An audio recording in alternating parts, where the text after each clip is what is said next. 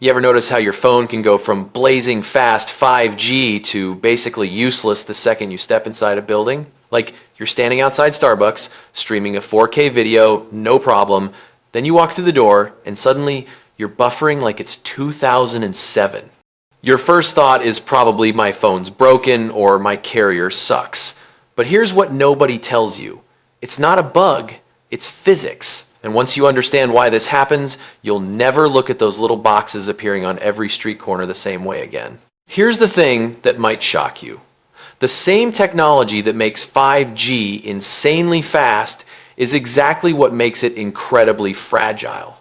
We're not talking about a minor trade-off here. We're talking about a signal that can literally be blocked by a heavy rainstorm. And this matters way more than you think, because every cell phone company on Earth is currently spending billions of dollars rebuilding the entire infrastructure of wireless networks. They're putting up thousands of new mini towers.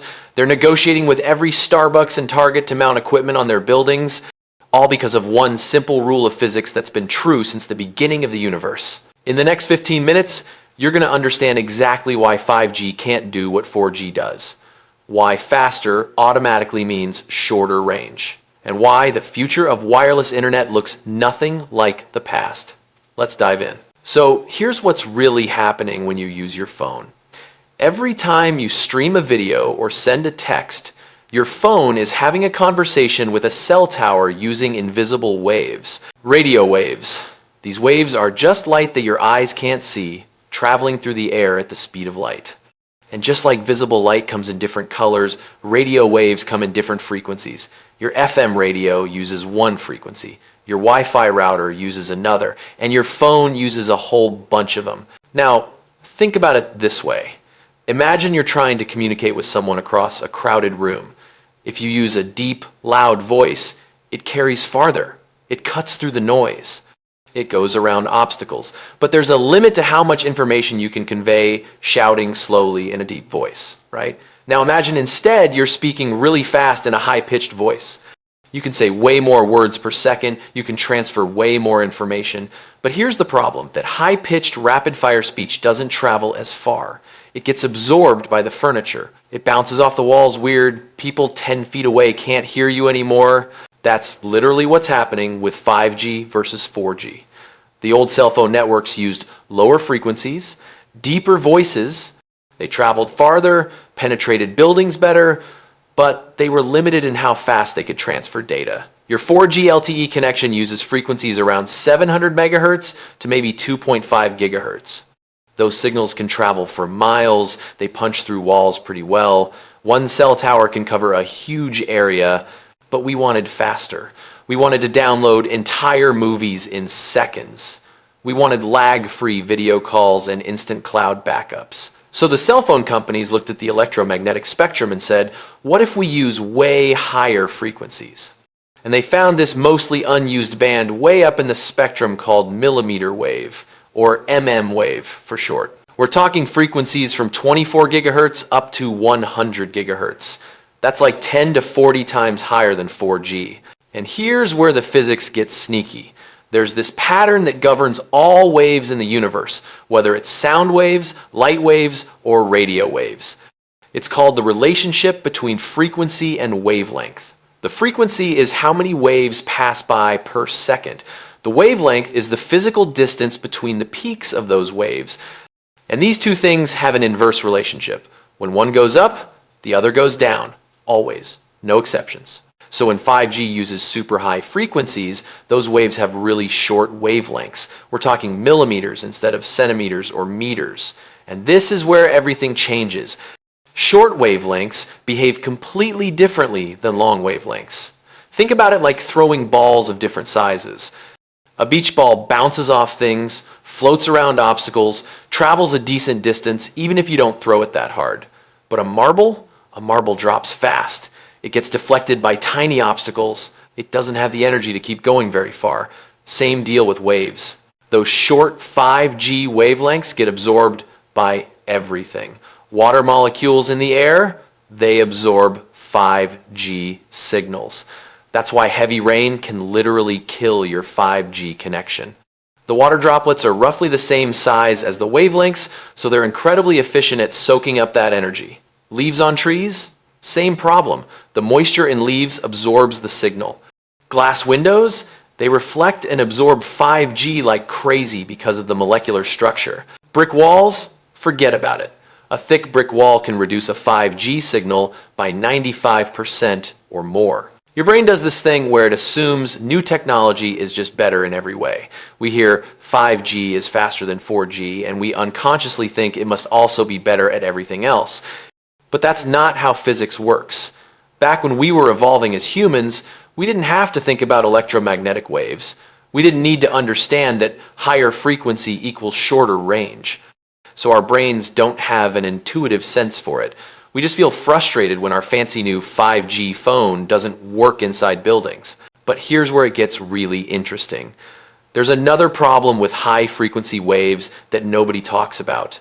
It's called path loss, and it's absolutely brutal for 5G. Path loss is basically how much signal strength you lose as the wave travels through space. Even in a perfect vacuum with no obstacles, waves lose energy as they spread out. It's like ripples in a pond. The farther they go, the weaker they get. And here's the kicker. Path loss gets exponentially worse as frequency increases. There's actually a formula for this. The path loss in decibels equals 20 times the log of the frequency plus 20 times the log of the distance plus some constants. What that means in normal English is that when you double the frequency, you lose about 6 more decibels of signal strength over the same distance. Doesn't sound like much, right? But decibels are logarithmic. Every 3 decibels is a doubling of power.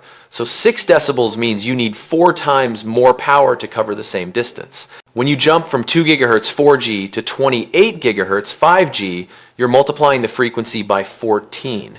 That means you're losing about 23 more decibels of signal. In practical terms, that 5G signal can only travel about 1/10 the distance of a 4G signal with the same power. And that's in perfect conditions with no obstacles. Add in buildings and trees and rain, and you're looking at a range that's more like 1/20th or even less. This is what I call the speed distance curse. You literally cannot have super high speeds and long range at the same time using traditional wireless technology. It's not an engineering challenge. It's not about building better antennas or more powerful transmitters. It's fundamental physics. The universe has rules, and this is one of them. Higher frequency means shorter wavelength. Shorter wavelength means more absorption and more path loss. More absorption and path loss means shorter range, period. And this matters because everything you think you know about how cell networks work is about to change. For the past 30 years, cell phone infrastructure looked basically the same, big towers spaced miles apart, each one covering a huge area. You'd see those massive towers with multiple antennas pointing in different directions, and that one tower could serve thousands of people across several square miles. That model worked great for 3G and 4G, but with 5G, that model is completely dead. You cannot cover a city with a few big towers anymore, the signals don't go far enough, they don't penetrate buildings, so instead, the cell companies are deploying something called small cells. These are miniature cell towers that might only cover a few hundred feet, and they need to be everywhere. Picture this scenario. You're walking down a street in Manhattan.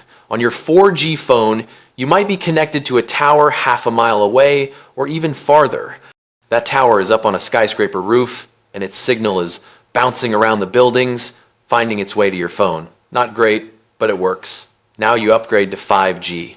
Suddenly, you need a mini tower on basically every block, on every street light, on the side of every Starbucks, because that 5G signal from a tower, even a quarter mile away, it's basically dead by the time it reaches you. It's been absorbed by humidity, blocked by buildings, scattered by trees. This is why you've probably started noticing weird little boxes showing up on light poles and the sides of buildings. Those are 5G small cells, and we need thousands of them in every major city. Not dozens, not hundreds, thousands. This is a complete infrastructure overhaul that's costing cell companies something like $275 billion in the US alone. They're literally having to negotiate with every business, every property owner, every city government to install equipment everywhere. Now, this next pattern is particularly sneaky because it reveals why 5G works great in some places and is completely useless in others. There's actually different types of 5G, and the cell companies are being pretty misleading about it. When you see 5G on your phone, you might be on one of three completely different technologies. The first type is what I call fake 5G, though officially it's called low-band 5G. This uses frequencies similar to 4G, down around 600 megahertz to 2.5 gigahertz. It has similar range and penetration to 4G, and it's only marginally faster than 4G, like maybe 50% faster if you're lucky. But cell companies put the 5G icon on your phone because technically it uses some 5G technology. This is what you get in most of America. It's basically 4G with a new logo. Then there's mid-band 5G, which uses frequencies around 2.5 to 6 gigahertz. This is actually pretty good. It's legitimately faster than 4G. We're talking 2 to 5 times faster. And it still has decent range, maybe covering half a mile or so from each tower. This is what most of the world considers real 5G. It's a solid upgrade. You notice the difference, but it's not the crazy speeds you see in commercials. And then there's mmWave 5G, the real deal, the stuff that can download a movie in 10 seconds. Frequencies from 24 to 100 gigahertz, speeds that can hit multiple gigabits per second. This is what 5G was supposed to be. And it's also basically useless outside of very specific scenarios. The range is so short that you need to be within maybe 800 feet of a small cell, and there can't be any obstacles between you and that cell. Walk behind a tree and you lose connection. Go inside a building and you're done. This matters because when your friend says 5G is amazing and you say 5G sucks, you might both be right. They might be standing next to a mmWave small cell outside a football stadium getting insane speeds. You might be in your apartment on low-band 5G getting basically 4G speeds. Same technology label, completely different experience. Here's what makes this even more surprising. The cell companies can't even solve this problem with more power. There's actually regulations limiting how much power they can use for safety reasons. But even if they could pump out way more power, it wouldn't fix the fundamental issue.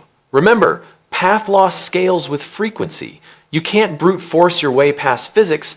Doubling the power only lets you go about 40% farther, and you still can't penetrate obstacles any better. So what they're doing instead is using something called beamforming. Instead of broadcasting signal in all directions like a traditional tower, these 5G small cells focus the signal into a narrow beam pointed directly at your phone. It's like the difference between a light bulb and a laser pointer. The light bulb spreads light everywhere. The laser pointer concentrates all that energy in one direction. Your 5G phone and the tower are constantly communicating, figuring out exactly where you are, and the tower literally steers a beam of radio waves directly at you. When it works, it's incredible. You can get amazing speeds even at medium distances. But here's the problem. If anything blocks that beam, you lose connection instantly. A tree, a person walking between you and the tower, even your own hand covering the wrong part of your phone, the signal's gone. With 4G, the signal was scattered everywhere, bouncing off buildings, coming at you from multiple directions. It was inefficient, but it was reliable. You could block one path and the signal would find another way. With 5G mmWave, it's all or nothing. You're either in the beam getting great speeds, or you're not and getting nothing. This connects to something even deeper about how we build infrastructure. For the past 100 years, we've built shared infrastructure that serves large areas. One water tower serves a whole neighborhood. One power substation serves thousands of homes. One cell tower serves square miles. This model is efficient because you can maintain fewer sites, you need less real estate, you can centralize equipment, but 5G is forcing us into a completely different model, distributed infrastructure. Thousands of small sites instead of dozens of big ones. Each one needing power, needing backhaul, internet connections, needing maintenance. It's actually more like how we build Wi-Fi networks inside buildings.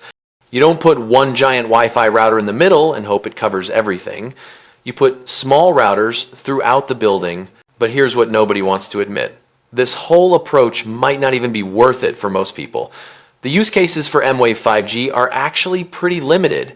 You need to be in a very dense area with lots of small cells, and you need to be outside or in a building that's been specially equipped with indoor small cells, and you need to be doing something that actually requires multi-gigabit speeds on your phone. How often does that describe your life? For most people, most of the time, even 4G speeds are enough. You can stream Netflix, you can video chat, you can browse Instagram. The difference between downloading an app in 5 seconds versus 2 seconds doesn't fundamentally change your life. The cell companies have spent hundreds of billions of dollars building infrastructure for a problem most people don't actually have. Let me tell you about 2 different people dealing with this exact situation. There's Marcus. Marcus lives in Chicago, works downtown, recently upgraded to a 5G phone because the ads said it was the future. Marcus assumed 5G would work like 4G, just faster everywhere. So he's constantly frustrated, he's sitting in his apartment, sees the 5G icon, but his speeds are barely better than 4G. Sometimes they're worse. He goes to work, walks into his office building, and his phone drops to 4G entirely. He's on the train commuting, going in and out of 5G coverage every few blocks. Marcus feels like he wasted money on a new phone and a more expensive plan for basically nothing. Now, compare that to Jessica. Jessica lives in the same city, same phone, but Jessica actually understands what's happening. She knows her apartment gets low-band 5G, which is basically 4G speeds, so she doesn't expect miracles there. When she's downtown, she knows that if she's outside near small cells, she might get the super fast mmWave 5G, and she's excited when that happens. But she doesn't expect it indoors or in most locations. When she sees 5G on her phone, she checks to see if it's actually fast or just the low-band version. She adjusts her expectations based on reality instead of marketing. Notice how they both have the same technology, but completely different experiences? That's because Marcus expected 5G to break the laws of physics. Jessica understood the trade-offs. Marcus feels cheated. Jessica feels impressed when it works and unsurprised when it doesn't. Marcus is constantly disappointed. Jessica appreciates the technology for what it actually is. Here's what most people don't realize about all of this. This isn't actually about 5G. It's about understanding that every technology has trade-offs dictated by physics. You can't just assume that newer equals better in every dimension. Sometimes progress in one area means regression in another. Higher speed requires shorter range, smaller size requires less battery life, more features require more complexity. The people who succeed with technology aren't the ones who buy the newest thing and hope it solves all their problems. They're the ones who understand what the technology actually does, what it's good at, what it's terrible at, and whether those trade-offs make sense for their life. Marcus bought into marketing. Jessica understood physics. And once you see it this way, everything changes. It's not that the cell companies are lying to you, exactly. They're just emphasizing the upsides while glossing over the downsides.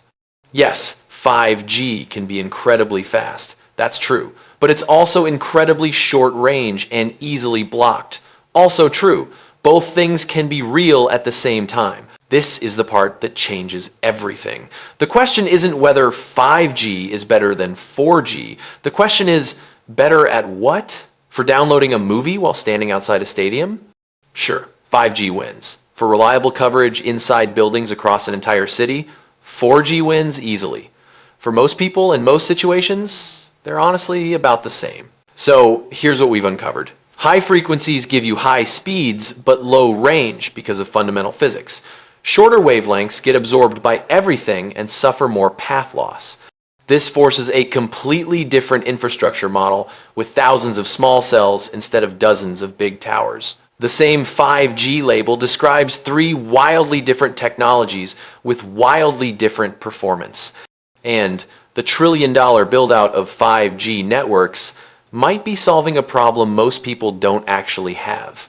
Think about everything we just explored. The speed-distance curse, the absorption problem, the infrastructure transformation, the difference between what's marketed and what's physically possible. This all connects to a bigger insight about how we adopt new technology. We assume new equals better in every way. We don't think about trade-offs. We buy based on promises rather than physics. The question isn't whether you should use 5G. If it's available and your plan includes it, sure, why not? The question is whether you'll recognize the limitations when they show up. Because now you know why your signal dies when you walk inside. You know why that small cell on the street corner is necessary. You know why some 5G is fast and some is basically 4G with a new icon. You can't unknow it. So, next time you see that 5G icon and your phone is still buffering, ask yourself, am I expecting technology to break the laws of physics, or am I understanding the actual trade-offs? Because once you see that every engineering decision is a trade-off, that higher frequency means shorter range, that faster doesn't mean better, in every situation, everything looks different. You stop feeling frustrated by limitations and start appreciating when the technology actually works within those constraints. And that might be the most valuable upgrade of all.